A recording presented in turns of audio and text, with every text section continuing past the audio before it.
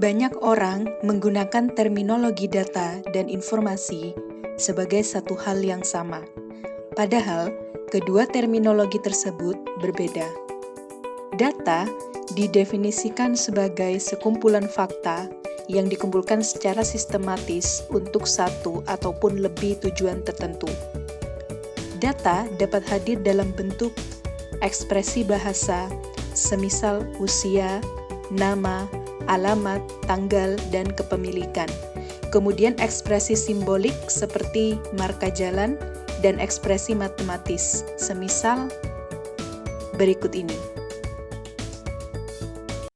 Sementara itu, informasi didefinisikan sebagai data yang telah melalui perlakuan atau pengolahan, sehingga memiliki bentuk yang lebih berarti bagi pengguna dan memiliki nilai tambah dalam pengambilan suatu keputusan.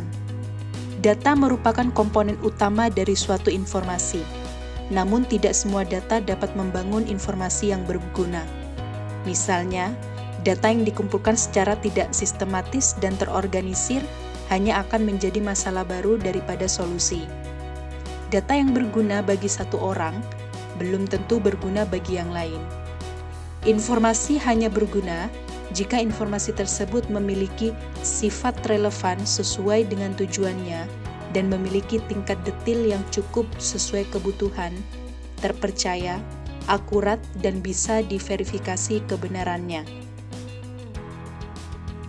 Fungsi dari sebuah sistem informasi adalah mengubah data menjadi informasi yang bermanfaat melalui proses yang sesuai dengan kaidah ilmiah yang berlaku.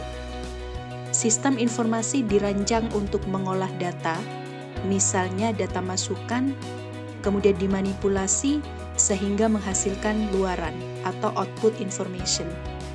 Proses mengolah data menjadi informasi dapat melalui 4 langkah sebagai berikut. Proses pertama adalah konversi, yaitu mengubah data dari satu format ke dalam format lain, dari satuan unit ke satuan unit yang berbeda. Kedua, organisasi, yaitu upaya untuk merapikan ulang data menurut aturan pengelolaan database dan prosedur yang sesuai, sehingga dapat diakses dengan lebih efektif dan efisien. Ketiga, strukturisasi, yaitu memformat ulang data ke dalam suatu bentuk yang dapat diterima dan diolah oleh aplikasi perangkat lunak atau sistem informasi. Keempat, pemodelan, termasuk di dalamnya analisis statistik dan visualisasi data yang akan meningkatkan pengetahuan pengguna dan pengambilan keputusan yang tepat. Data geospasial ini dikumpulkan dan digunakan untuk pemecahan masalah dan pengambilan keputusan yang berasosiasi dengan lokasi tertentu di permukaan bumi. Misalnya, lokasi dan hubungan spasial dalam kerangka kajian geografis tertentu. Data geospasial berbeda dengan jenis data lainnya dalam hal referensi geografis, karena data geospasial dapat diidentifikasi dari referensi koordinatnya. Data geospasial selain memiliki elemen deskriptif yang menjelaskan mengenai apa, ia juga memiliki elemen grafis yang menunjukkan bagaimana bentuknya dan bagaimana ia terhubung antara satu dengan yang lainnya. Data geospasial adalah data yang spesial karena terdapat unsur geografis di dalamnya. Hal ini menunjukkan bahwa data merepresentasikan objek maupun sumber daya di permukaan bumi, termasuk juga aktivitas manusia dengan alam. Elemen dasar dari pengelolaan informasi pada data grafis terdiri atas 3 bentuk dasar, yaitu titik, garis, dan poligon.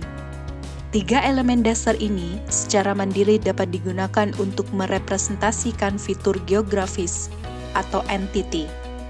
Sebagai contoh, titik untuk merepresentasikan menara, garis untuk representasi jaringan jalan, dan poligon untuk representasi danau. Elemen ini juga dapat digunakan secara bersamaan untuk menggambarkan sebuah fitur yang kompleks. Misalnya, Kota Malang pada peta direpresentasikan oleh sekumpulan poligon, garis, dan titik dengan berbagai bentuk dan ukuran yang berbeda. Dan metodologi dalam merepresentasikan fitur geografis menggunakan elemen dasar grafis, disebut juga dengan vektor metode atau vektor data model. Dan data yang digunakan disebut dengan data vektor. Data vektor akan dijelaskan lebih lanjut di materi selanjutnya.